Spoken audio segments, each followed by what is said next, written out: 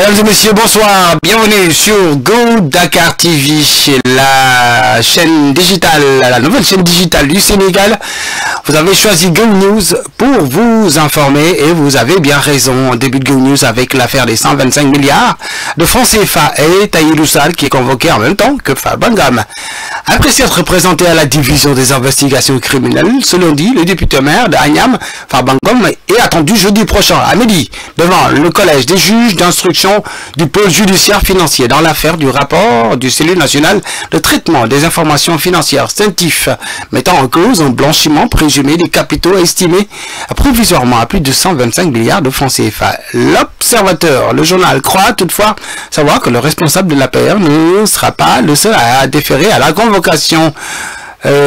Parce que tout simplement les poursuites déclenchées par le parquet financier concernent d'autres grandes figures du monde des affaires et de l'administration, dont l'homme d'affaires Seydou Sarr, appelé Tahirou Sarr. La même source confie que ce dernier, qui a reçu une convocation depuis vendredi, sera entendu en même temps que Farba Ngom, des patrons de sociétés civiles immobilières SCI dont les structures auraient servi de relais financiers, ainsi que des responsables du domaine et du trésor sont également visés, complète l'Observateur. On parle de l'activiste Ardo Ning qui a officiellement saisi hier, lundi, le pôle judiciaire financier suite à des révélations concernant un compte bancaire contenant plus de 1000 milliards de francs CFA.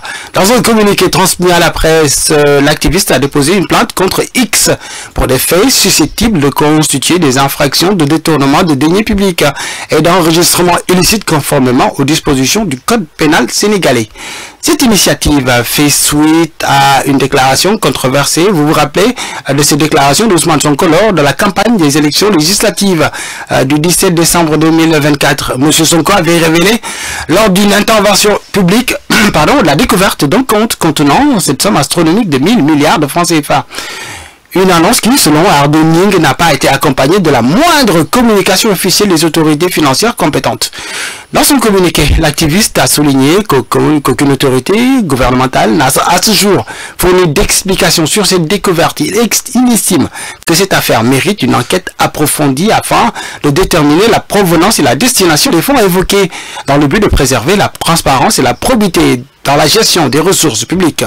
Pour Ardo Ning, la déclaration de Sonko, fait en l'absence de réponse claire des autorités, est suffisante pour justifier l'ouverture d'une enquête par le procureur de la République. Parlons de cette affaire macabre qui a été faite à l'université, cette découverte macabre qui a été faite à l'université Gaston Berger de Saint-Louis.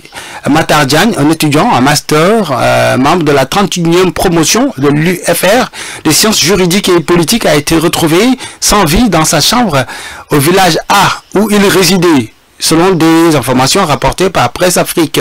Les sapeurs-pompiers et la gendarmerie sont rapidement intervenus sur les lieux. Les causes précises de son décès restent pour le moment floues. Une enquête a été lancée pour élucider les circonstances de ce drame. Dans un communiqué, la commission sociale de l'UGB a demandé aux étudiants de faire preuve de calme et de retenue et de ne pas céder aux spéculations, aux rumeurs ni à la diffusion d'informations non officielles concernant les circonstances du drame, peut-on lire dans ce communiqué. Terminons Go News avec cette note gay. C'est heureux événement. Une jeune femme nommée FF, résidant à Djokoun, près de Khombol, qui a donné naissance à des quadruplés, 3 garçons et une fille à la maternité du centre hospitalier régional Ahmadou Sakhir Ndiéguène de Thiès. Les bébés, prénommés Ousseinou, Hassan, Adama et Awa, ont été accueillis avec joie dans leur berceau. Selon la sage-femme en chef de l'établissement, les nouveau-nés, bien que de petite taille, se portent bien et ne présentent aucune complication. Le personnel médical a décidé de les garder en observation accompagnés de leur maman pour assurer leur suivi. Initialement, les médecins pensaient que Fatou F attendait donc 3 enfants, mais après avoir constaté des douleurs abdominales persistantes, ils ont dû procéder à une césarienne, révélant ainsi l'existence d'un 4e bébé. Les consultations prénatales de F avaient été suivies au centre de santé de Khombol. MN, le mari de l'heureuse maman, a exprimé sa joie face à cette naissance exceptionnelle, mais il a aussi manifesté des inquiétudes quant à la prise en charge de ses 4 enfants. Il sollicite l'aide des autorités et des bienfaiteurs, soulignant les difficultés financières qu'il rencontre pour subvenir aux besoins de sa famille. On souhaite longue vie à ces quadruplés. Voilà pour Go News. Passez de bons moments avec Go Dakar TV. L'information revient, s'il plaît à Dieu, demain avec beaucoup de bonheur. À demain, Inch'Allah.